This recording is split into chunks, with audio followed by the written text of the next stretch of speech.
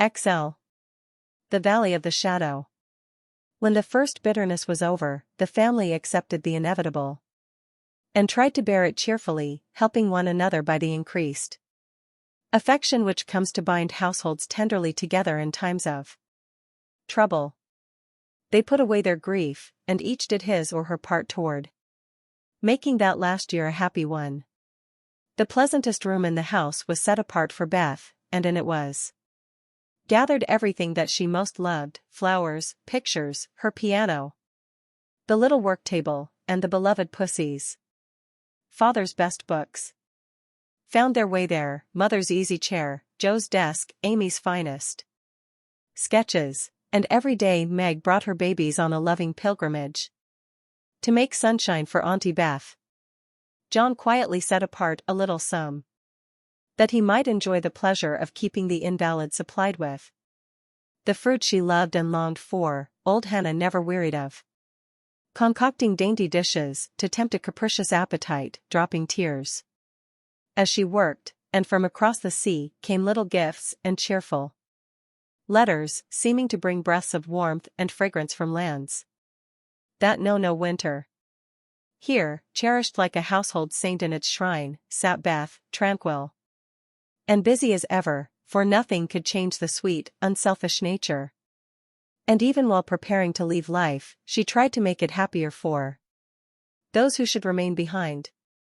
The feeble fingers were never idle, and one of her pleasures was to make little things for the school children, daily passing to and fro, to drop a pair of mittens from her window for a pair of purple hands, a needlebook for some small mother of many dolls, pen wipers for young penmen toiling through forests of pothooks, scrapbooks for picture-loving eyes, and all manner of pleasant devices, till the reluctant climbers up the ladder of learning found their way strewn with flowers, as it were, and came to regard the gentle giver as a sort of fairy godmother, who sat above there, and showered down gifts miraculously suited to their tastes and needs.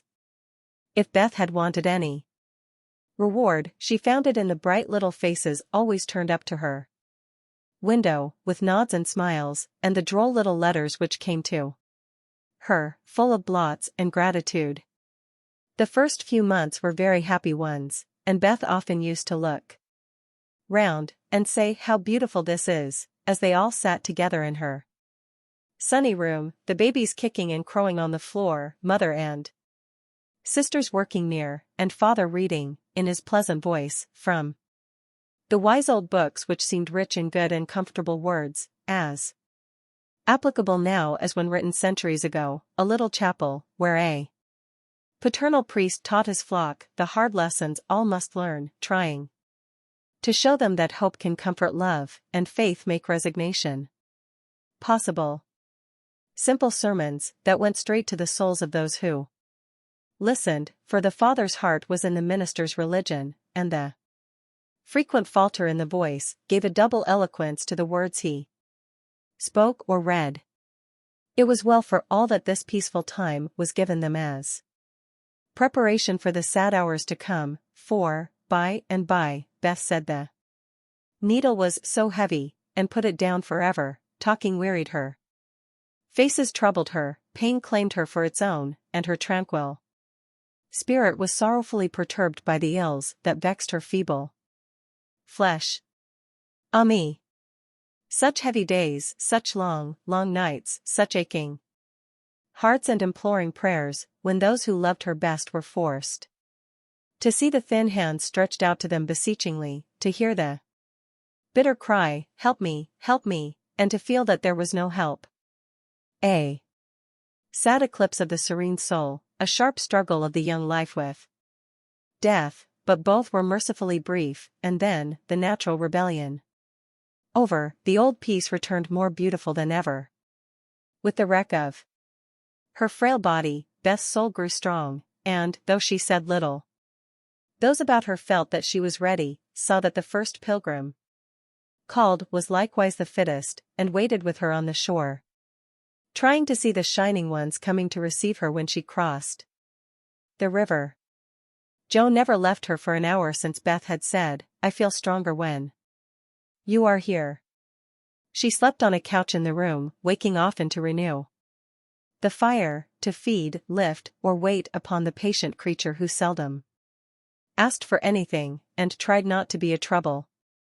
All day she haunted the room, jealous of any other nurse, and prouder of being chosen than of any honor her life ever brought her.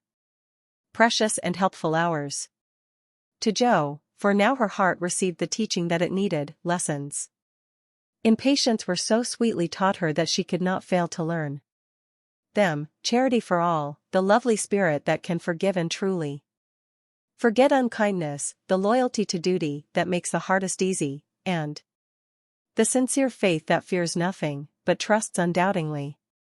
Often, when she woke, Jo found Beth reading in her well-worn little book, heard her singing softly, to beguile the sleepless night, or saw her lean her face upon her hands, while slow tears dropped through the transparent fingers, and Jo would lie watching her, with thoughts too deep for tears, feeling that Beth, in her simple, unselfish way, was trying to wean herself from the dear old life, and fit herself for the life to come, by sacred words of comfort, quiet prayers, and the music she loved so well.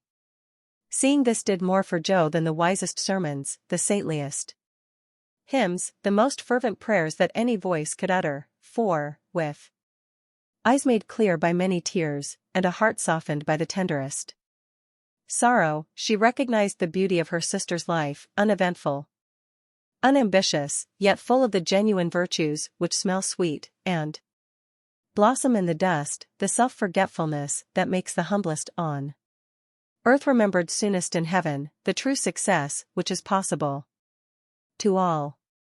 One night, when Beth looked among the books upon her table, to find something to make her forget the mortal weariness that was almost as hard to bear as pain, as she turned the leaves of her old favorite Pilgrim's Progress, she found a little paper, scribbled over in Jo's hand. The name caught her eye, and the blurred look of the lines made her sure that tears had fallen on it. Poor Jo.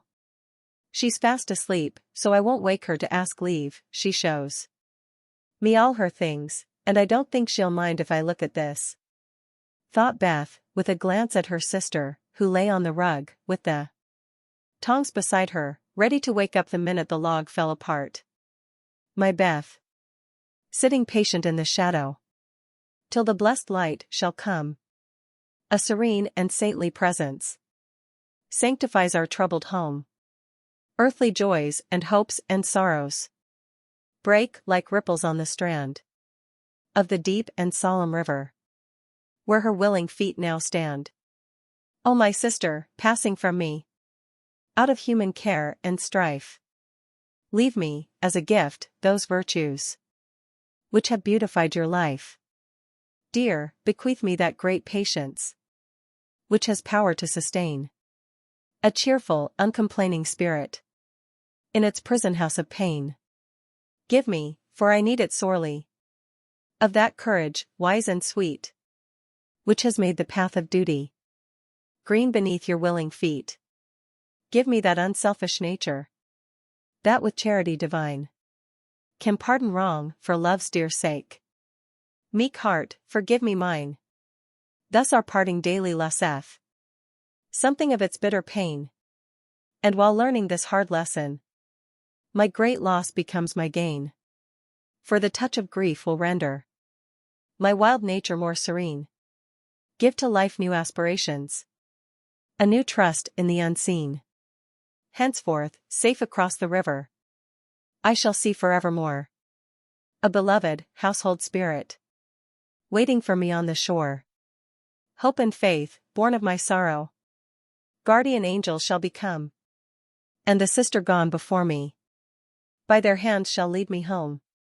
Blurred and blotted, faulty and feeble, as the lines were, they brought a look of inexpressible comfort to Beth's face, for her one regret had been that she had done so little, and this seemed to assure her that her life had not been useless, that her death would not bring the despair she feared. As she sat with the paper folded between her hands, the charred log fell asunder. Joe started up, revived the blaze, and crept to the bedside, hoping Beth slept. Not asleep, but so happy, dear. See, I found this and read it. I knew you wouldn't care. Have I been all that to you, Joe? She asked, with wistful, humble earnestness. Oh Beth, so much, and Joe's head went down upon the pillow beside her sister's. Then I don't feel as if I'd wasted my life. I'm not so good as you make me, but I have tried to do right, and now, when it's too late to begin even to do better, it's such a comfort to know that someone loves me so much, and feels as if I'd help them more than anyone in the world, Beth. I used to think I couldn't let you go, but I'm learning to feel that I don't lose you, that you'll be more to me than ever, and death can't part us, though it seems to. I know it cannot, and I don't fear it any longer, for I'm sure I shall be your best still, to love and help you more than ever. You must take my place, Joe, and be everything to father and mother when I'm gone. They will turn to you, don't fail them, and if it's hard to work alone, remember that I don't forget you, and that you'll be happier in doing that than writing splendid books or seeing all the world, for love is the only thing that we can carry with us when we go, and it makes the end so easy.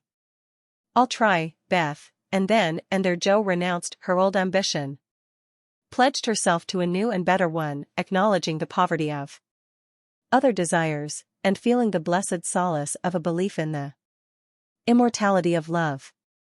So the spring days came and went, the sky grew clearer, the earth greener, the flowers were up fair and early, and the birds came back in time to say goodbye to Beth, who, like a tired but trustful child, clung to the hands that had led her all her life, as father and mother guided her tenderly through the valley of the shadow, and gave her up to God. Seldom, except in books, do the dying utter memorable words, see visions, or depart with beatified countenances, and those who have sped many parting souls know that to most the end comes as naturally and simply as sleep. As Beth had hoped, the tide went out easily, and in the dark hour before the dawn, on the bosom where she had drawn her first breath, she quietly drew her last, with no farewell, but one loving look, one little sigh.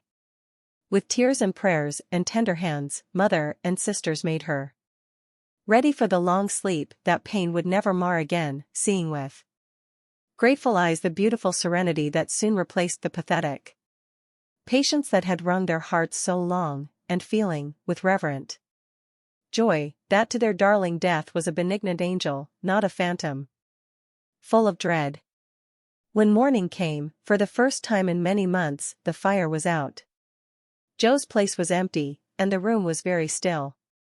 But a bird sang blithely on a budding bough, close by, the snowdrops blossomed freshly at the window, and the spring sunshine streamed in like a benediction over the placid face upon the pillow, a face so full of painless peace that those who loved it best smiled through their tears, and thanked God that Beth was well at last.